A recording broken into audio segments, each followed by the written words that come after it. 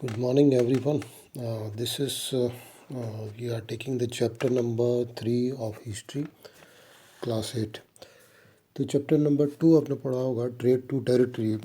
उसमें आपने देखा होगा कैसे ईस्ट इंडिया कंपनी जो एक ट्रेडिंग कंपनी थी, बेसिकली ट्रेडिंग करने के लिए इंडिया में आई। उन्होंने धीरे धीरे बंगाल में अपना सेटअप चालू किया एंड ट्रेडिंग करते करते वो पॉलिटिक्स में भी आ गए एंड उन्होंने पलासी का वार किया, फेमस वार।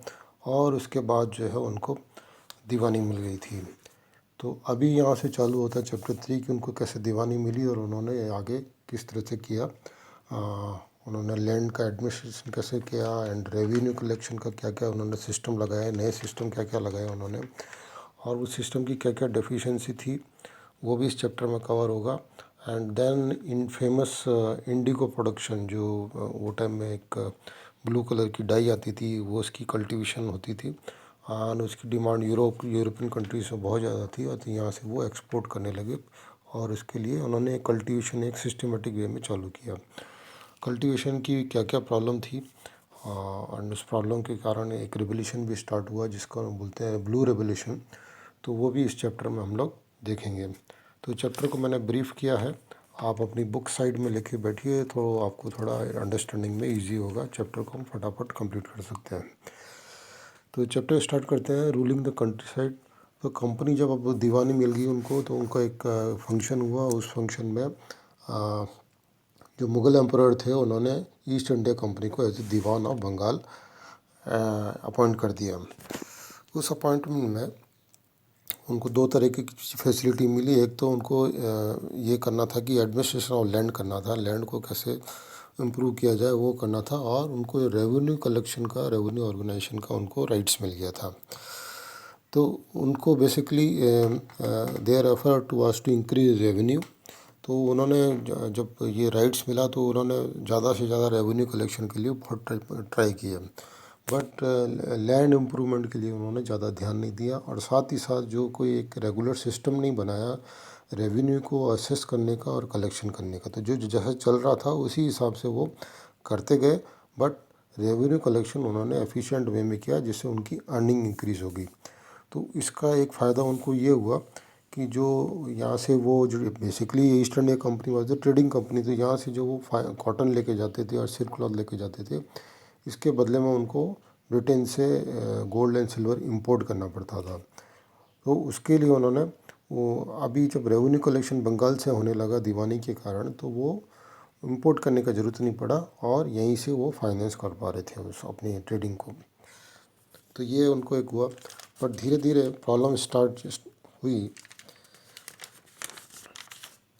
जब बंगाल का फेमाइन आया 1770 में। जो अकाल पड़ा था बंगाल का, बहुत फेमस अकाल था वो। उसमें काफ़ी लोग एक्सपायर हुए थे, करीब 10 मिलियन पीपल जो है एक्सपायर हो गए थे।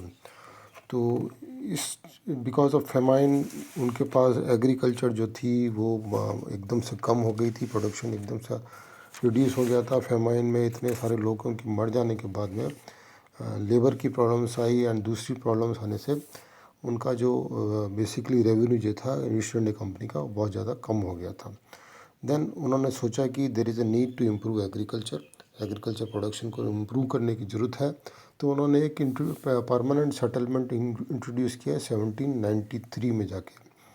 उसमें उन्होंने क्या किया, जो भी वहाँ के राजाज और ताल्लुकदार थे उनको एज ए ज़मींदार जो है रिकॉग्नाइज़ कर दिया। अब उनका काम था कि जो पीजेंट जो थे, पीजेंट मतलब जो लेबर एंड जो विलेजर जो थे, उनसे रेंट कलेक्ट करना लैंड का और कंपनी को देना एज ए रेवेन्यू। इसमें बीच में जो भी अर्निंग होगी वो जो रेवेन्यू जो था फिक्स था। दैट मीन्स वो अपनी रेंट कलेक्शन बहुत एफिशिएंट वे में इंक्रीज़ कर सकते थे और खाली उनको एक फ़िक्स अमाउंट कंपनी को देना पड़ता था। तो ये एक एडवांटेज था कि आप जितना ज़्यादा रेंट कलेक्ट करिए उससे कोई कंपनी को मतलब नहीं था, बट कंपनी को अपनी रेवेन्यू से मतलब था कि आपको हर साल एक फ़िक्स रेवेन्यू कंपनी को देना था। ये राजा सा तालुकदार एज ए जो ज़मींदार अपॉइंट हो गए थे उनकी एक रेस्पॉन्सिबिलिटी थी। बट ये सिस्टम में एक प्रॉब्लम, 2-3 प्रॉब्लम थी। पहली प्रॉब्लम थी कि ज़मींदारों ने जो रेंट कलेक्शन चालू किया था उनको लैंड इम्प्रूवमेंट से कोई मतलब नहीं था, वो कुछ इन्वेस्ट नहीं कर रहे थे उसमें।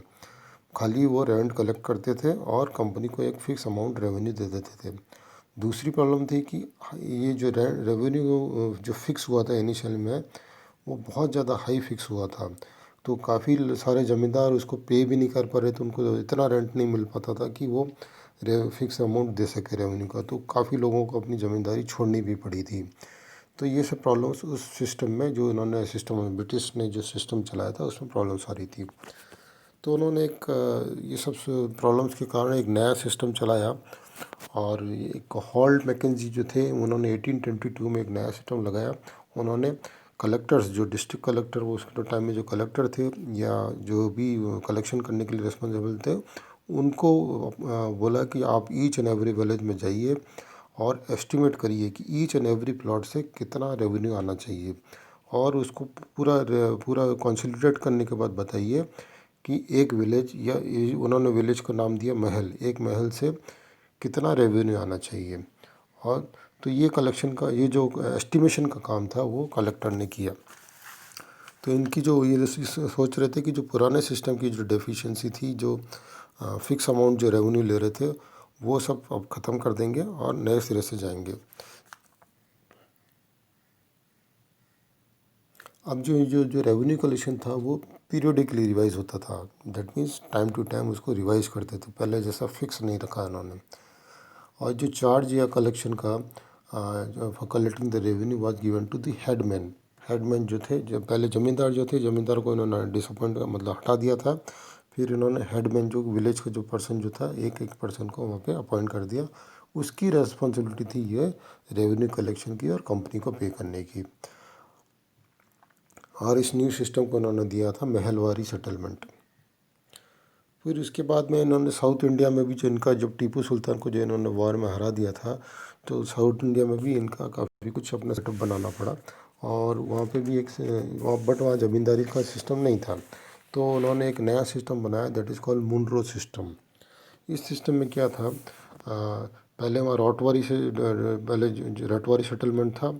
और इन्होंने जो था एक नया सिस्टम चलाया, जो उन्होंने पहले स्मॉल स्केल में चलाया, और सब्सिक्वेंटली इसको थॉमस मुनरो जो था, उन्होंने इसको डेवलप किया। मुनरो का विचार था कि भाई ब्रिटिश जो है, गांव वाले जो लेबर हैं, इतने साल से उसमें अपनी खेती कर रहे हैं, जिनकी ज़मीन है, उनको एक प्रोटेक्ट करना, प्रोटेक्शन देना चाहिए। और एज ए फादर फिगर के लिए ब्रिटिश जो गवर्नमेंट है, उनको एक फादर फिगर जैसे उनको लगना चाहिए कि भाई ये हमारे प्रोटेक्टर हैं। ओके। तो जो प्रोटेक्टिंग द राइट्स अंडर देशा, रेवेन्यू वाज डायरेक्टली कलेक्टेड। उनसे जो कल्टिवेटर जो थे, उनसे डायरेक्टली कलेक्ट किया, जो खेती करते थे। बट ये नया सिस्टम भी जो था, वो इतना बढ़िया से चला नहीं था। और जो जो रेवेन्यू जो था, वो इतना हाई, मतलब रेंट जो था इतना हाई था, जो कल्टिवेटर जो थे, पीजेंट जो थे, वो उसको पे नहीं कर पा रहे थे। तो ये इनकी सिस्टम की डेफिशिएंसी थी। फिर बाद में क्रॉप्स फॉर यूरोप आया। क्रॉप्स फॉर यूरोप मीन्स कि यूरोप में कुछ पर्टिकुलर क्रॉप्स जो थी, उसकी डिमांड ज़्यादा थी।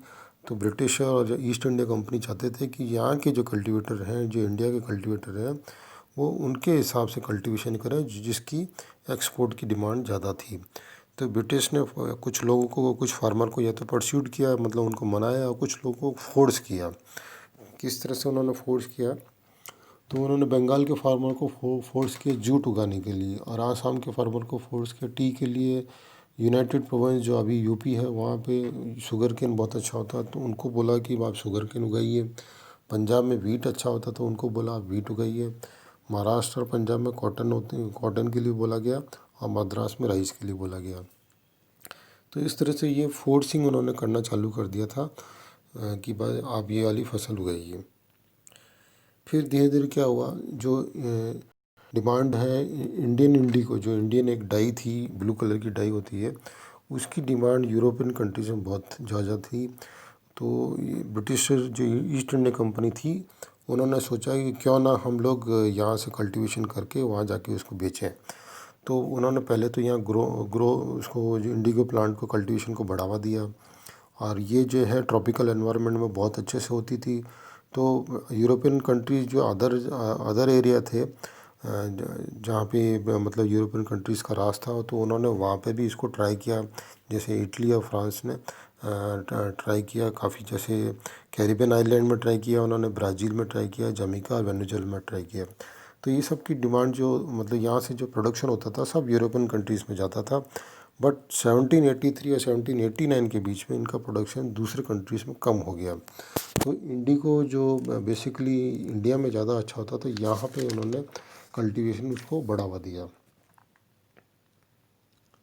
British turns to India for indigo production, और ज़्यादातर उन्होंने बंगाल में इनको बोला कि भाई फिर उन्होंने कॉमर्शियल एजेंट अपॉइंट कर दिए, ऑफिशियल अपॉइंट कर दिए, और वो लोग भी यहाँ पे लैंड खरीद के यानी तो कॉन्ट्रैक्ट फार्मिंग करके इंडिगो प्रोडक्शन को बढ़ाने लगे। काफ़ी इंग्लिशमैन और स्कॉट्समैन जो यहाँ पे आए और वहाँ यहाँ पे आके प्लांटर बन गए। प्लांटर वो होते थे जो इंडिगो प्रोडक्शन को या तो लैंड रेंट पे लेके या फिर दूसरे गांव वालों को बोल के कोई कॉन्ट्रैक्ट साइन करके उन्होंने यहाँ पे इंडिगो कल्टीवेशन चालू किया। तो इंडिगो कल्टीवेशन बेसिकली दो तरह के सिस्टम उन्होंने बनाए। एक तो हुआ था निच और दूसरा होता है रियोटी। रियोटी मीन्स जो विलेजर्स हैं, जो जिनकी खुद के खेत हैं, वो खुद करेंगे उसको। और निच का मतलब होता है प्लांटर ने क्या किया, लैंड एक्वायर करी, अपनी लैंड ली, उन्होंने परचेस करी या फिर रेंट करी, रेंट पे ली, और रेंट में लेने के बाद उन्होंने लेबर्स को हायर किया। लेबर्स को हायर करके फिर इन्होंने कल्टीवेशन चालू किया इंडिगो का।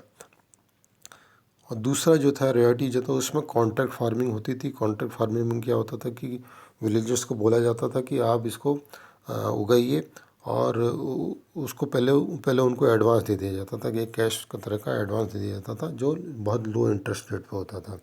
फिर उनको एक कॉन्ट्रैक्ट साइन किया जाता था कि आप जो है आप हमसे लोन ले रहे हैं, तो 25% की आपकी जो टोटल लैंड है उसकी 25% में आपको इंडिगो उगाना, बाकी 75% में आप अपनी मर्ज़ी की फसल उगा सकते हैं। तो ये उनका एक कॉन्ट्रैक्ट का साइन होता था 1 साल का। अब सिस्टम्स में प्रॉब्लम आने लगी। पहला निज में जो प्रॉब्लम थी, निज प्लांटेशन में जो प्रॉब्लम थी कि भाई जब उन्होंने लैंड एक्वायर करी या लैंड रेंट पे ली थी, उनकी लैंड लिमिटेड थी। उनके पास जो है, जब वो एक्सपेंड करना चाहते तो वो एक्सपेंड नहीं कर पा रहे थे, क्योंकि दूसरों से लैंड लेना बहुत मुश्किल होता था। दूसरी लेबर की प्रॉब्लम आती थी कि भाई जो लैंड जो इंडिगो की फसल होती थी, जो राइस की फसल या दूसरी फसल के साथ ही आती थी, तो इनको लेबर सफिशेंट नहीं मिल पाती थी, लैंड भी सफिशेंट नहीं मिल पाती थी। तो निज कल्टीवेशन इतना पॉपुलर नहीं हुआ। तो टोटल जो इंडिगो प्रोडक्शन का था ओनली 25% जो है ये निज कल्टीवेशन से करते थे, बाकी सब जो है 75% रियोटी से करते थे, जिसमें कॉन्ट्रैक्ट साइनिंग होता था। कॉन्ट्रैक्ट साइन वाली जो रियोटी थी उसमें भी प्रॉब्लम थी कि भाई जो विलेजर्स थे उनको बहुत कम पैसा मिलता था। पैसा तो एडवांस में मिल जाता था तो थोड़ा, बट इससे वो एक तरह के साइकिल में फंस गए थे कि दिस ईयर उनको एडवांस में पैसा मिला और फिर वो उनको लोन एज ए लोन मिलता था 20 कुछ परसेंटेज इंटरेस्ट में, वो उनको साल भर चुकाना पड़ता था जैसे जैसे फसल आती थी। फिर वो जब ख़त्म हो जाता था नेक्स्ट ईयर वो फिर से कॉन्ट्रैक्ट साइन हो जाता था, और वो फिर से ये साइकिल चालू हो जाता था। तो ये साइकिल कभी ख़त्म नहीं होता था और उनको इस कल्टीवेशन में प्रॉफिट नहीं हो रहा था। तो ये सब प्रॉब्लम के कारण में उन्होंने एक ब्लू रिवोल्यूशन चालू कर दिया। जो फार्मर्स थे उन्होंने मना कर दिया कि नहीं, हम ये जो है ये काम नहीं करेंगे। तो by March 1859 thousands of people, thousands of villages जो थे बंगाल में, उन्होंने इंडिगो को ग्रो करने से मना कर दिया। और ये मूवमेंट जो है बहुत ज़्यादा वायलेंट हो गया था। इन्होंने मतलब हिंसा भी होने लगी और ये सोशली भी फैल गया था कि जो इस कल्टीवेशन में जुड़ेंगे उनको सोशली बाइकआउट कर दिया जाएगा। तो इस तरह से ये बहुत ज़्यादा फिर उनको धीरे धीरे ज़मींदारों से भी सपोर्ट मिलने लगा, हेडमैन से भी सपोर्ट मिलने लगा, क्योंकि उनको भी ऐसा लग रहा था कि भाई इनके साथ गलत हो रहा है, फार्मर के साथ गलत हो रहा है। फिर थोड़े दिनों बाद ब्रिटिश गवर्नमेंट ने भी नोटिस किया कि भाई जो ये कॉन्ट्रैक्ट का जो है वो इतना फेयर नहीं है और इसमें बहुत ज़्यादा उनको प्रॉब्लम्स आ रही है। और जब 1857 का रिवॉल्ट हुआ था तो ब्रिटिश गवर्नमेंट भी नहीं चाहती कि और भी दूसरा रिवॉल्ट हो, पॉपुलर रिवॉल्ट हो। तो उन्होंने एक कमीशन बैठा दिया, इंडिगो कमीशन उसका नाम दिया, और उसने इंक्वायरी की। इंक्वायरी में यह पता पड़ा कि जो प्लांटर है, प्लांटर मतलब जो ब्रिटिशरी थे, जो प्लांटर है वो गिल्टी है और उन्होंने टर्म्स और कंडीशन जो कॉन्ट्रैक्ट की रखी वो ठीक नहीं है और उनको फोर्स किया जा रहा है विलेजर्स को ये ग्रो करने के लिए। तो अल्टीमेटली बंगाल से जो था ये सिस्टम ख़त्म हो गया। बट जब प्लांटर्स को जब बंगाल में काम नहीं मिला तो उन्होंने बिहार में जाके प्लांटेशन चालू कर दिया। फिर वहाँ पे ये प्लांटेशन कर रहे थे तो वहाँ पे फिर महात्मा गांधी ने 1917 में आके एक चंपारण जो फेमस आंदोलन था वो उन्होंने चालू किया। तो इस तरह से इंडिगो प्रोडक्शन के कारण फार्मर की कंडीशंस ठीक नहीं थी, फाइनेंशियल कंडीशन ख़राब हो गई, तो इस तरह से ये रिवोल्यूशन हुआ था। तो ये टोटल चैप्टर टोटल इसी पे था कि उन्होंने किस तरह से दीवानी ली और दीवानी के बाद में उन्होंने किस तरह से कंट्री साइड को ईस्ट इंडिया कंपनी ने रूलिंग करना चालू किया था। तो ये एक छोटी सी ब्रीफ जैसी थी, आपको होप आपको अंडरस्टैंड हुआ होगा। एंड कुछ डाउट्स होने से you can write in the comment section. So thank you for watching this video. Thank you.